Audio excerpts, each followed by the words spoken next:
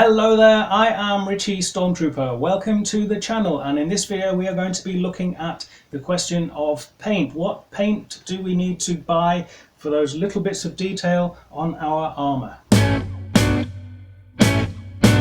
In this video we are not dealing with white paint, looking to paint our armour or even our helmets completely white. We're looking at little bits of detail on the ab buttons, for example, and little bits of detailing here in the traps and on the cheeks, etc. The vocoder, the mouth of the helmet, for example, the frown. Those little bits and bobs that we're going to be doing with small pots of modelling paint.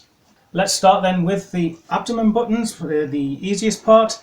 If you have bought an RS Prop Masters kit, there's a good chance that this is going to come already painted. As you will notice, the common misinterpretation from the films is that these were black. These were in fact grey and blue. The question as to the correct brand and the correct shades is not quite so easy as you may think. From references we are pretty much certain that these are gloss paints, and the type that you would buy in a toy store or a model store for making those Airfix models or Revel models, whatever the brand you are familiar with.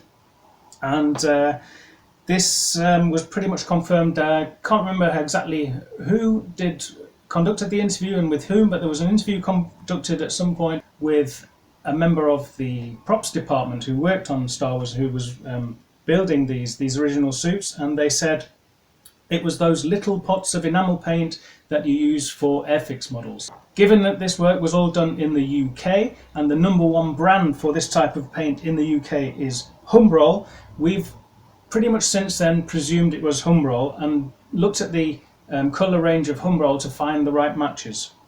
This here is a tin of Humbrol Enamel Gloss Dark Admiralty Grey. That's number 5.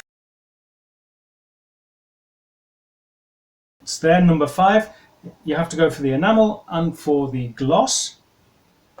This is also going to be used not only for these 3 buttons here, but also for a lot of work on the helmet when you come to painting your helmet. If you are building Episode 4 Stormtrooper costume and helmet, all this detailing, all the grey on the helmet has to be painted, whereas on the Empire Strikes Back, the Episode 5 version, some of this is replaced with decals or stickers.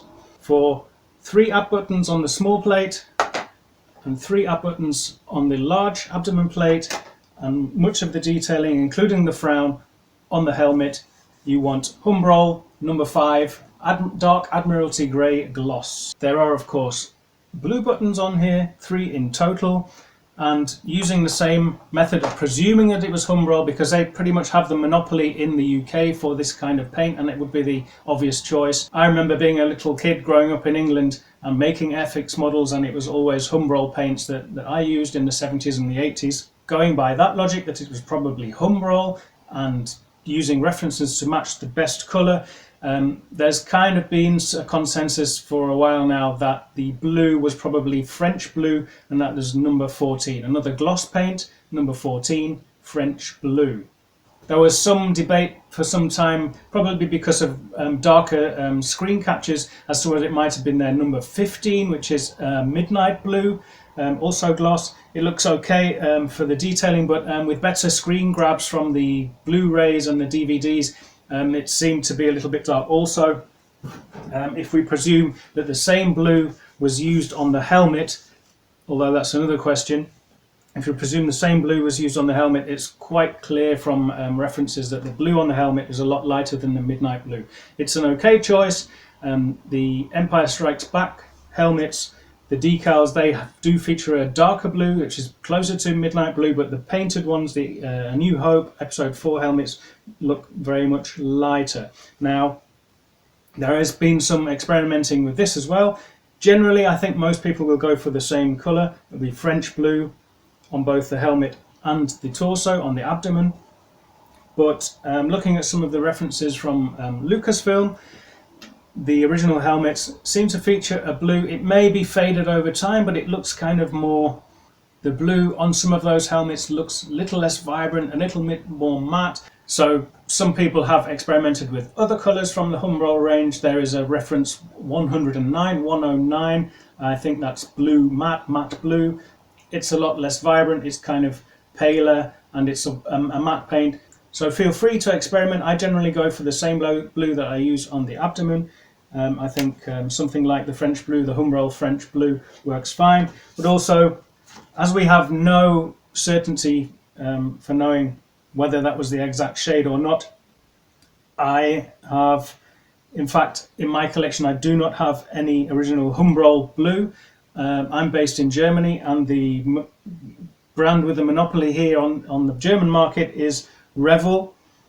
So I just went to the local model store and picked out what I thought was the equivalent. It's maybe a little darker. I'm presuming this is the French blue on here. It may even be one of the matte colours. Looking at it, it looks slightly matter. I don't know what RS Props have used on there, but we're really splitting hairs. So look for certainly a dark gloss grey and a mid kind of royal blue type, or slightly less vibrant blue than royal blue type, and you'll be in the right ballpark. You're also going to need some black paint. This is going to be used for this type of thing, the area. If your mic tips don't come ready painted, then you're going to be using it on the mic tips also, and the detailing here in the traps, for instance, these lines at the back, this outline of the traps, etc. here on the ears. This is what I've used on here, is also a Humbrol paint. It is satin rather than a gloss. There's some debate still as to whether gloss or satin. I tend to use satin. Don't let the name satin, the idea of satin versus gloss, mislead you. This is still quite a glossy, a satin effect. Is certainly not matte. It's between matte and gloss, and also sometimes you can get away with using a permanent marker, or Sharpie as you may call it, for this kind of detail if you are not too steady with the hand. But we'll look at that when we come to assembling and painting the helmet. And then for various bits and bobs, you're going to need some white paint, just for little bits of detailing, like these screws, for instance, these, just so that these are not left as plain metal. The screws used, for instance, here on the torso, we'll come to that when we're assembling the armour. What I've found works well is just from a hardware or do-it-yourself store, a small tin of white paint that would typically be used for painting radiators. It's designed for metal, it's going to stay on longer, but with anything, this is going to be subject to wear and tear. You can probably see it's certainly not perfect anymore. You wear it a few times. These things here, some of the detailing, these rivets, see it's flaking off there, but you want it to last as long as it can. Something that's recommended for painting metal and radiators should do the trick. That's pretty much it for this video. In another video I will look at the question of whether we need to paint the plastic itself before assembly, etc. But that's it for now. For the detailing, the little bits and bobs, details on the armour, it's not a great deal of work, but it's important work, and it's good to get it right. I hope this was interesting and useful for you. If so, please do like and subscribe if you want to see more videos, and I'll catch you in the next tutorial.